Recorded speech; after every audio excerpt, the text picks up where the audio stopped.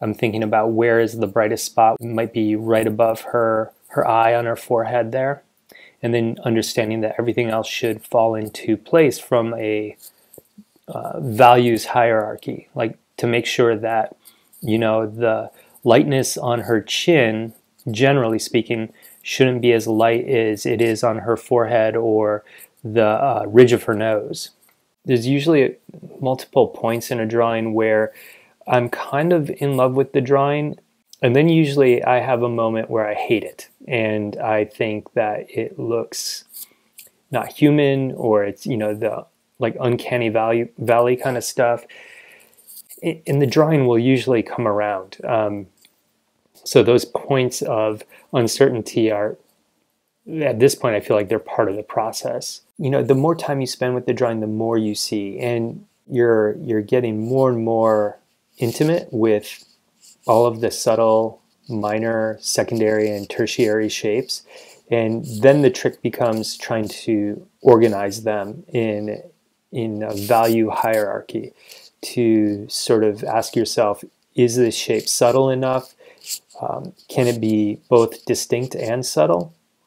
This is like a H6 pencil, and so it's really pretty hard and therefore pretty subtle. But I found that this is a great way for me to really try to look at edges, ask myself, you know, is this a soft edge or a hard edge? And then look for those really subtle shapes and allow them to build up over time. In my head, I'm trying to make sure that the highlights on the lips aren't too light as well, so that they don't, you know, that they don't kind of stand too forward or feel like they're just, the highlights are overly prominent. I find at this point in the drawing, I'm really starting to look for ways to make more things subtle, or ask myself, should things be more subtle than I have them? And it's hard because if you're like me, you kind of can grow attached to more, you know, more dramatic, or, you know, you draw an eye and it's really dramatic, or lips are really dramatic.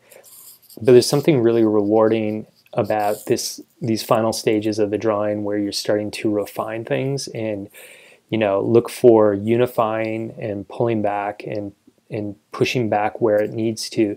And maybe it helps the areas that are supposed to stand out be even that much more dramatic. You can see on the upper part of her eye, or the eyelid over her eye, is a little bit lighter. So there's this like fantastically subtle plane change, you know, between the eyebrow and the eyelashes. And you can kind of see how that goes under and then it comes out, and everything is super subtle there. As I move around the end of the page, or the end of the drawing here, I'm looking for, you know, spots to push the darkness, you know, I guess specifically eyes, nostril, mouth, around the head wrap, just to make sure that I've got that kind of darkest dark represented in the appropriate areas. I find that this helps the drawing feel more dynamic, and you know, gives it a little bit of visual interest to make sure that everything doesn't stop at like 65% gray. And I think this is about it. There's a drawing.